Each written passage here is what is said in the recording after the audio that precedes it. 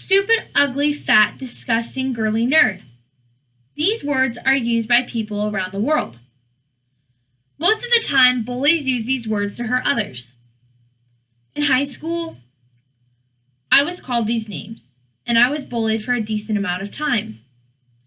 According to bully statistics, they said, bullying statistics show that about 77% of students have admitted to being the victim of one type of bullying or another. A big problem in today's world is bullying. A good solution is informing people of our generation and our parents' generation. Talking to somebody while it's happening is also a good idea, whether it be one of your parents or somebody that you're comfortable with. There are two sides of bullying, the victim and the bully. The first side that we are going to look at today is the victim side. Most bullies can target certain components in children that go to schools. Alan L. Bean shares some insight on the age-old question, what age does bullying generally start? He said, research indicates that bullying behavior can start as early as the age of 3. I can't possibly imagine that kids possibly can get bullied in preschool. According to Education Development Center, these are some of the characteristics that the bullies target on the victims. Low self-confidence, anxiety, fearfulness, submissiveness, depression, and sad appearance. Bullies have the knack for hitting a bad point in most people's lives. The life of a victim can be as little as harmful teasing to so tremendous that they think of other possibilities, like the possibility of suicide. This is a tragic end for kids that have felt this constant pain for most of their lives. According to John Hewitt, he shares a story of a victim, and his name was Stephen, a 13-year-old victim of bullycide. He says, his name was Stephen. He was 13 years old. He hung himself in his bedroom closet after being tormented by bullies. It's a tragic reality that there have been so many suicides attributed to bullying that they now have a word for it. Bullycide. This is Stephen's story. The story of a life that ended way too soon. It's a story of Stephen's parents and the unfathomable pain they've had to endure. Stephen was a sweet, sensitive, and artistic kid. He happened to be a little awkward too. He had always been the target of teasing, but it was in middle school, at the beginning of the 7th grade, when the bullying escalated to a level Stephen could no longer face. That day, his tormentors had set him on fire with a lighter and a can of aerosol spray. They recorded their attack on a cell phone and posted it on the internet. Later that evening, Stephen took his own life. This is just one side to the coin of bullying. Now we are going to look at the bully side. James Lenman, in the article The Secret Life of Bullies, Why They Do It, and How to Stop Them, they give us a good idea of what the bully would do and think. It's easier to bully somebody than to work things out, manage your emotions, and learn to solve problems. Bullying is the proverbial easy way out. And sadly, some kids take it. Look at the men who beat their wives and scream at their children. They've never learned to be effective spouses or parents. Instead, they're really bullies. Don't get me wrong. What bullies do is unforgivable, and they have no right to do that to someone else, especially what is going on in their personal life. But have you ever wondered, what makes a bully a bully? According to Robert Evans Wilson Jr., from the article called Bullies and Victims Are the Opposites of the Same Coin, he says, I have empathy for them because they are not bullies because they want to be. Like everyone else, they want to feel important. They want to be cool and popular. Unfortunately, they have learned that they can gain this sense of importance by bullying. Most likely, they learn to bully at home. When they pay it forward, their own victimhood becomes less painful. They are the victims of a sibling or of their parents. To the degree to which someone is the bully is the degree to which they have been abused. The more severely abused a person was, the bigger the bully she or he becomes. Most of the time, bullies are bullies because they see it or they have it done to them.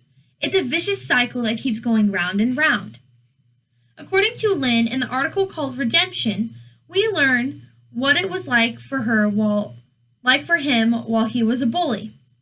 From the beginning of 8th grade, whether it was picking on other kids to feel cool or just because I didn't like how they were, what they looked like, who they hung out with, what they were, or even what their sexuality was. I had absolutely no fear of being a bully to kids. Then high school came. And it was freshman year, and I was instantly intimidated. There were kids double my size, with absolutely no fear of pushing me around, calling me all types of names, threatening me, and just being a mean upperclassman to a freshman. When it came to the kids in my grade, still I had absolutely no fear of what my words and actions meant to them. It was third period English class. I walked in like I was the man, the same as I do every day. There was this one kid, a kid who has never done me wrong, and a kid who's now considered to be different than everyone else because of who he is, and that is gay. When I first heard that he was a gay, I was appalled. I instantly despised people who were gay because my mindset was that being gay wasn't an option.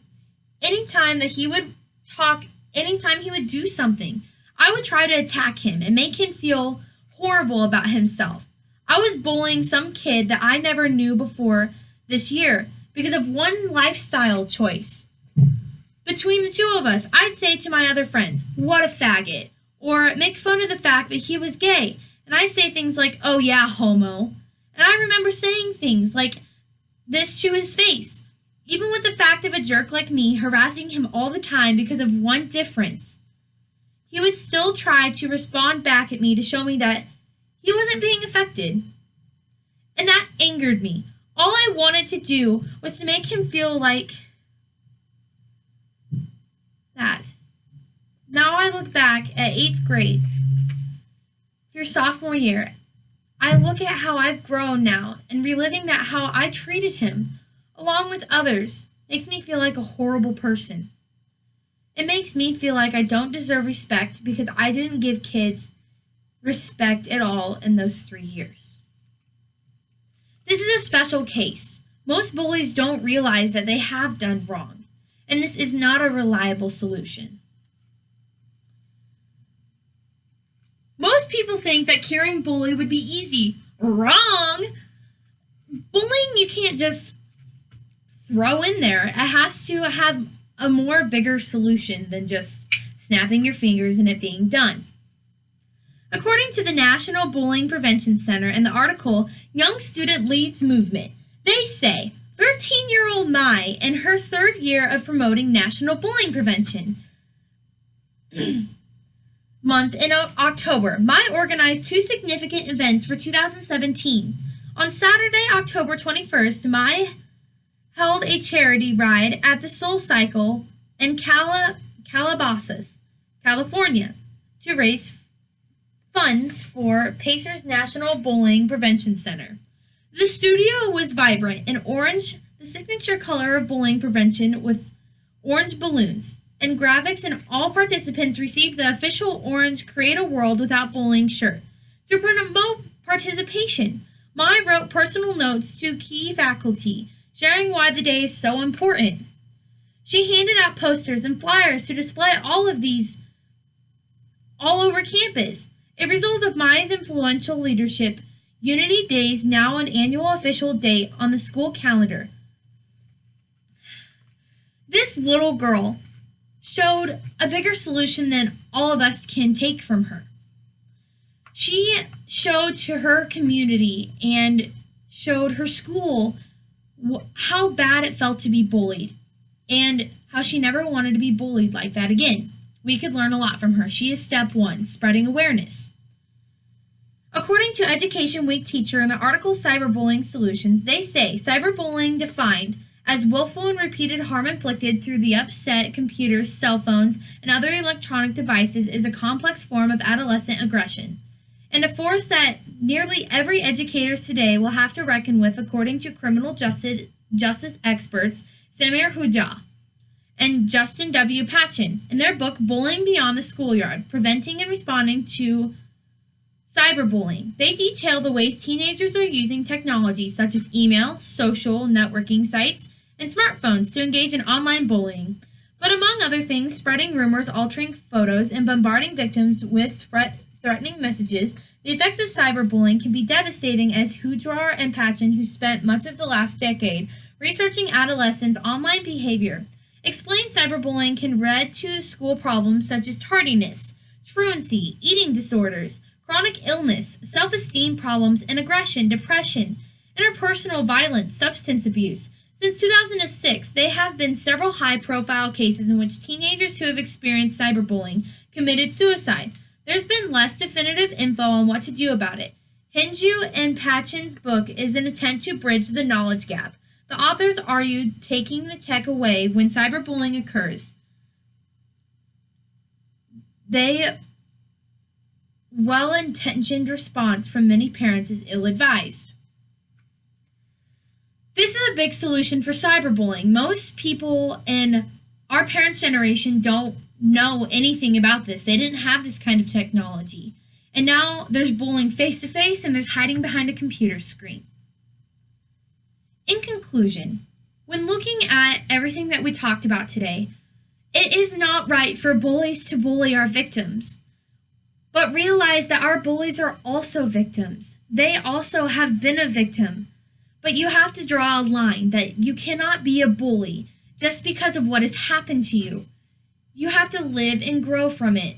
And if you have bullied, you need to find a way to say sorry and hope they forgive you. And if they're not here, then you'll have to live with that for the rest of your life. Just know that our solutions are spreading awareness to people and helping our parents and our generation understand what is going on. Please let us stop bullying.